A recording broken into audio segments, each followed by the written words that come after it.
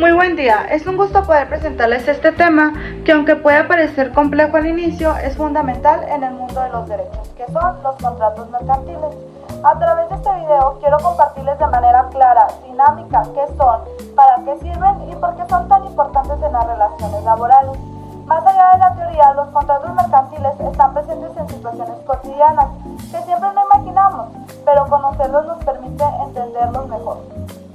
Espero que este video sea de su agrado y sobre todo que refleje el interés y el esfuerzo para aprender.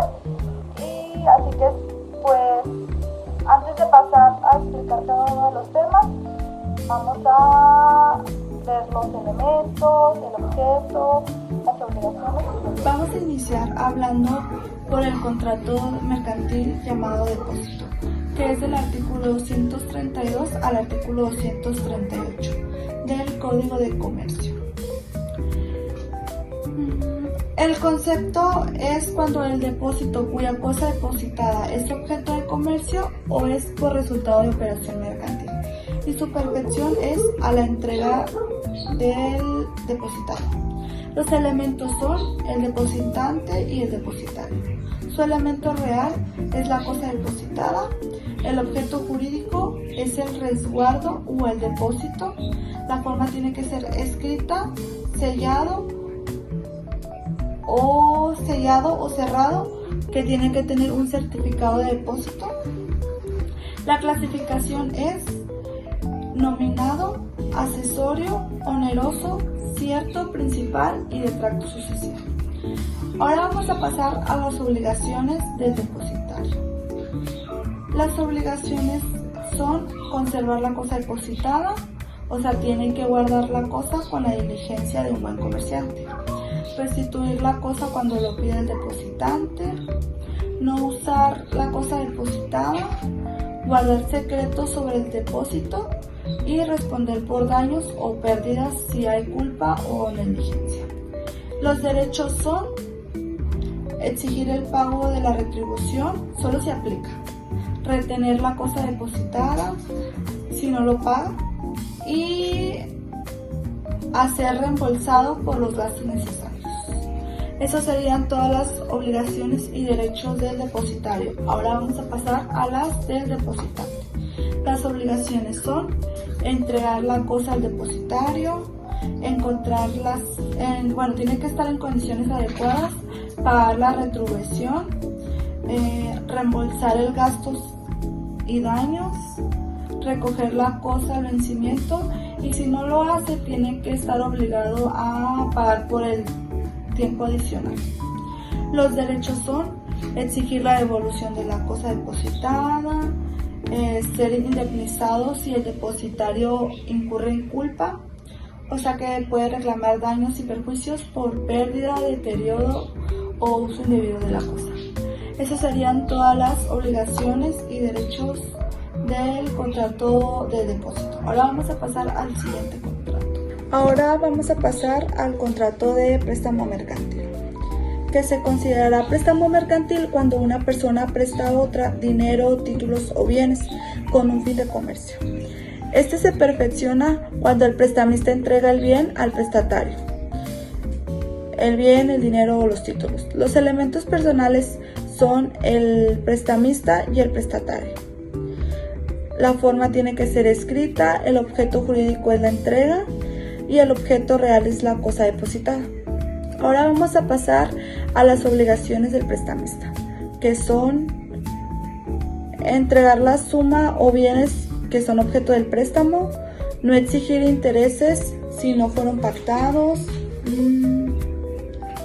Ahora sí vamos a pasar a los derechos del prestamista, que son exigir la devolución del capital prestado, cobrar los intereses pactados, ejecutar las garantías y resolver el contrato por incumplimiento.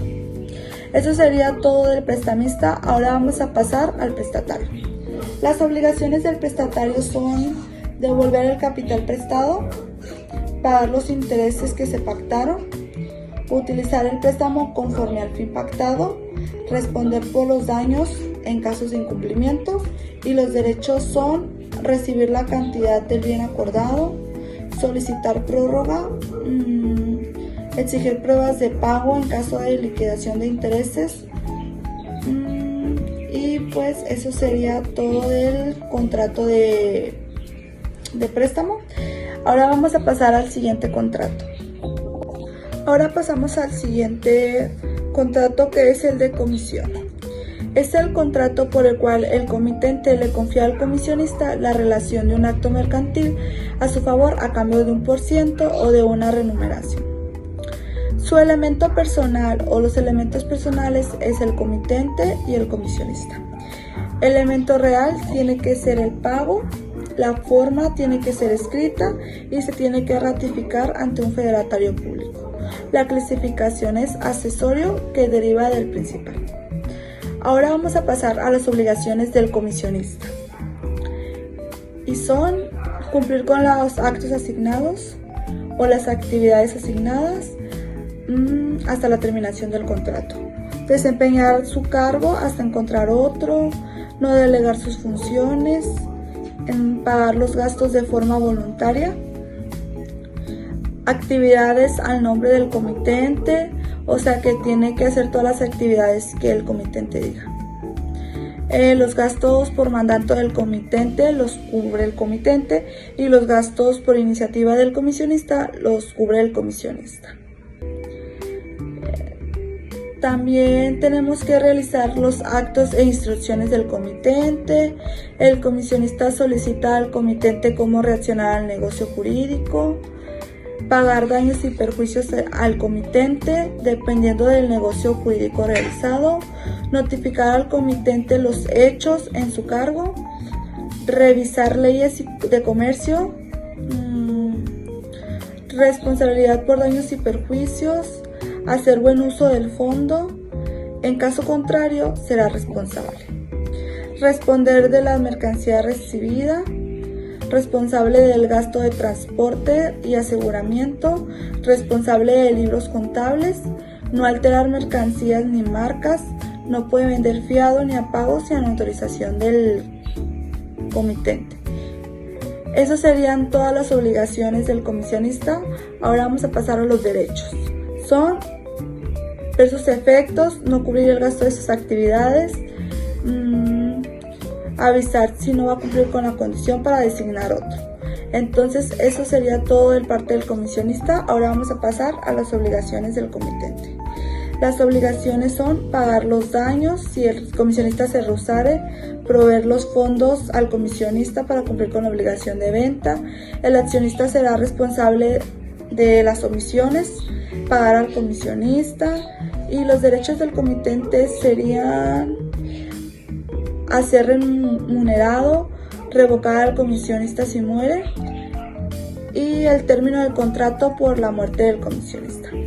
Esas serían todas las obligaciones y derechos del comitente y del comisionista. Ahora vamos a pasar al siguiente contrato. El siguiente contrato mercantil es la consignación, que es el contrato por el cual se entrega una mercancía para su venta. Los elementos personales son el consignante y el consignatario. El elemento real es el bien, su elemento jurídico es transmitir la propiedad por un precio, la forma tiene que ser escrita y la clasificación es bilateral, real, discutido, oneroso, de tracto sucesivo, conmutativo y nominado. Ahora sí vamos a pasar a las obligaciones y derechos del consignante. Las obligaciones son entregar los bienes al consignatario, asumir los riesgos de la propiedad mientras no se venda, pagar la comisión pactada al consignatario, reembolsar los gastos autorizados y necesarios, recibir las mercancías no vendidas.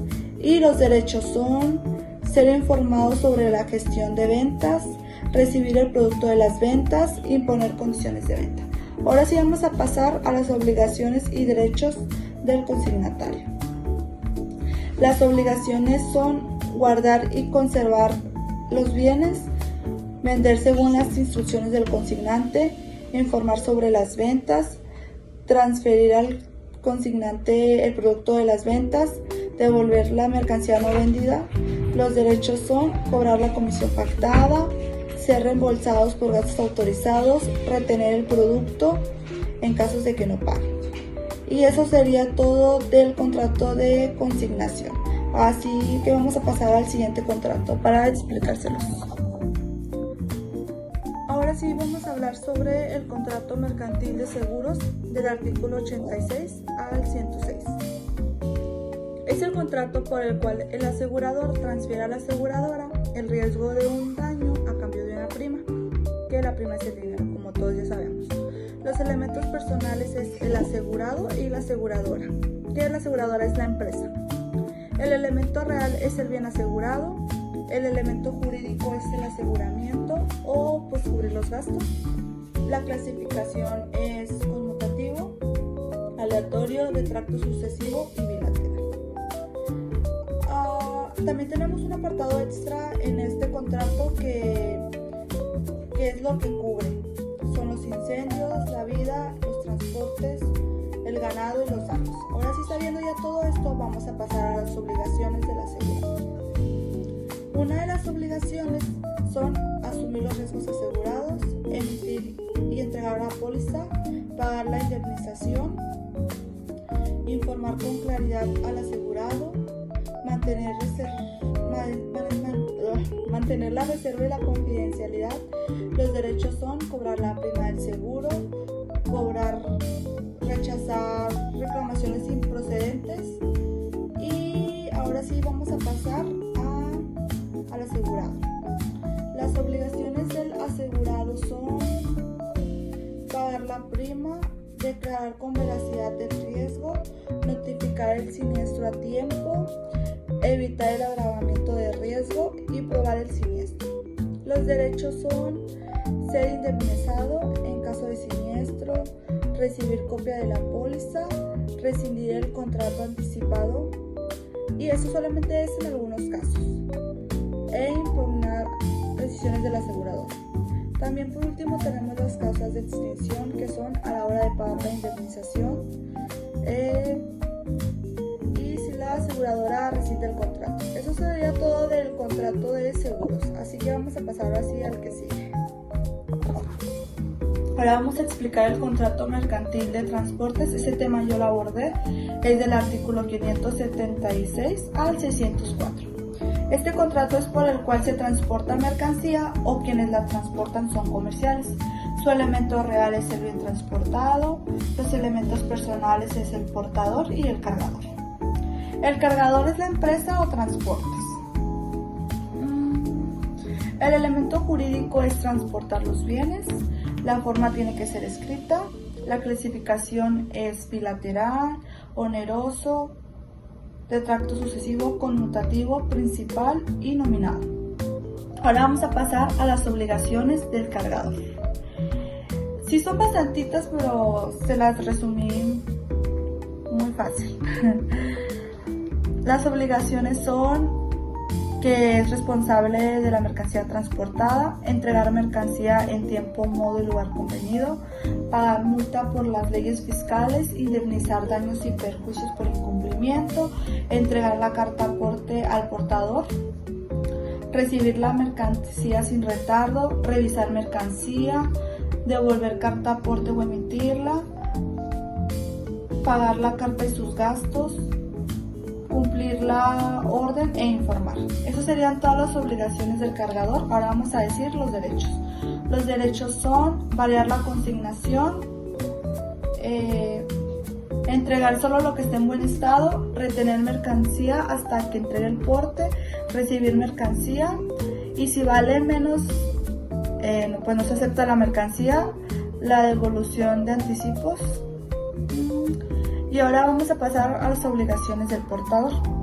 Las obligaciones del portador son pagar si cancela el contrato, pagar recorridos por siniestro natural, presentar mercancía por depósito a la auditoría, recibir mercancía en lugares convenidos, terminar el recorrido y conservar la mercancía y entregarla, pagar la indemnización de transportes, publicar y exhibir reglamentos, dar billetes de asiento y cartas portes, salir en tiempo y forma, aceptar cargas y pasajeros, responder sobre pérdidas, y esas son todas las obligaciones del portador. Ahora vamos a decir sus derechos. Los derechos es cobrar la mitad del porte, cobrar porte completo si es exclusivo, exigir abrir la carga y si no quiere abrir la carga no va a ser responsable. No entregar mercancías hasta que reciba el pago y rescindir el viaje por fuerza mayor.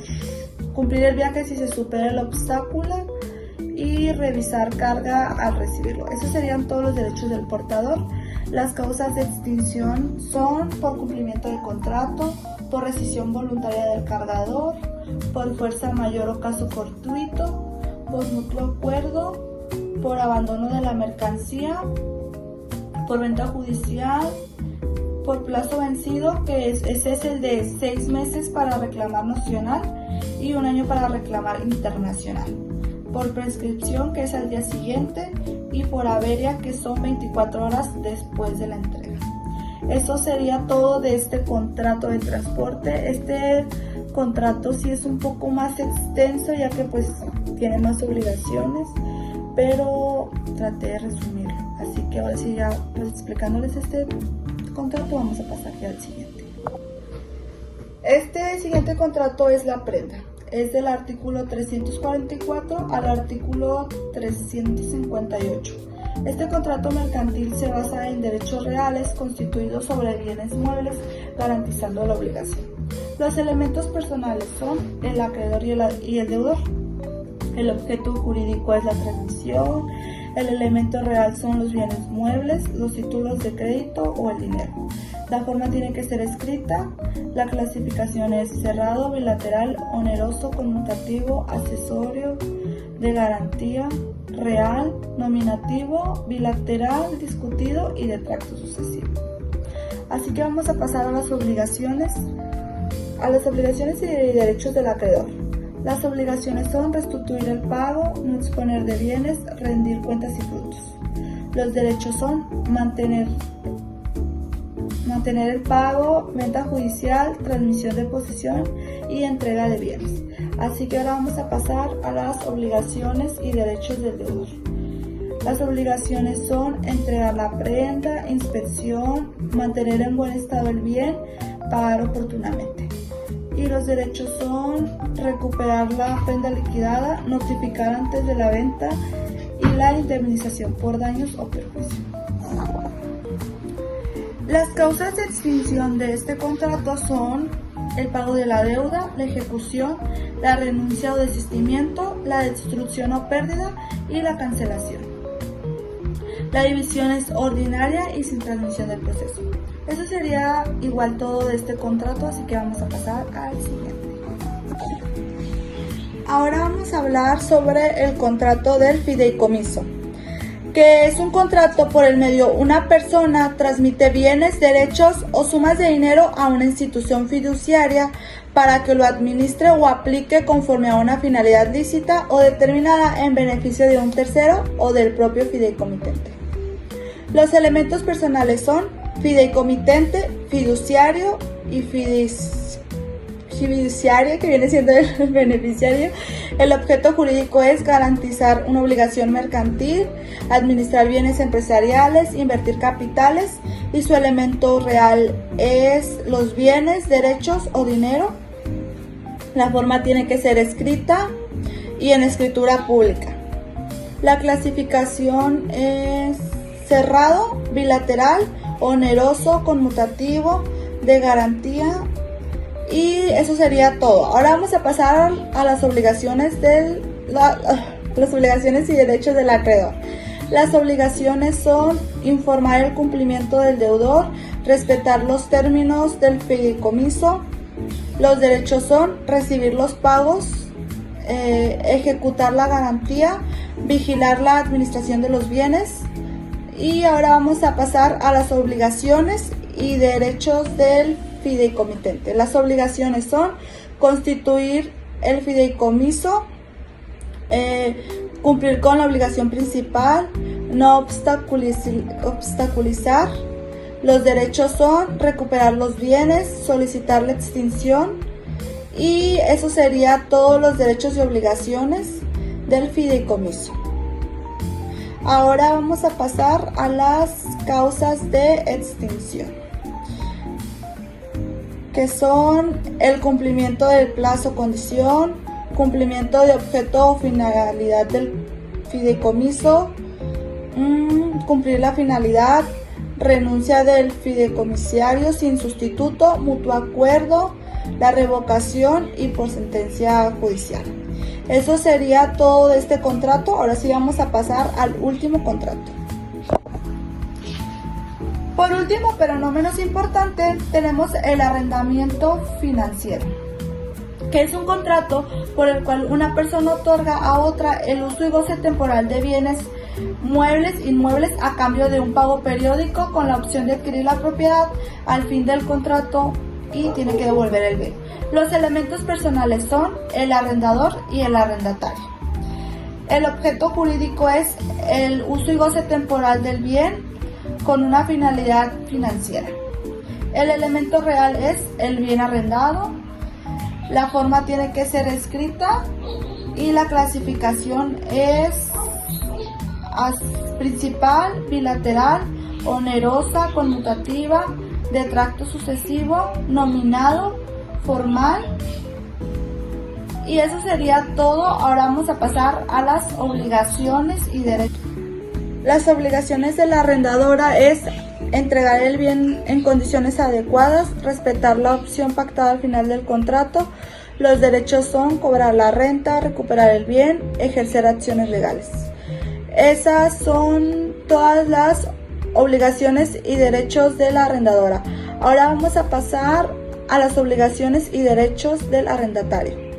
Las obligaciones son pagar las rentas periódicas, cuidar y conservar el bien, usar el bien conforme a su naturaleza y destino y ejercer la opción final. Los derechos son usar y disfrutar del bien, ejercer la opción al término del contrato. Y por último tenemos las causas de extinción, que son el vencimiento de plazo pactado, el ejercicio de la opción final, mutuo acuerdo y cumplimiento de alguna de las partes, pérdida total del bien, falsedad o dolo en la contratación.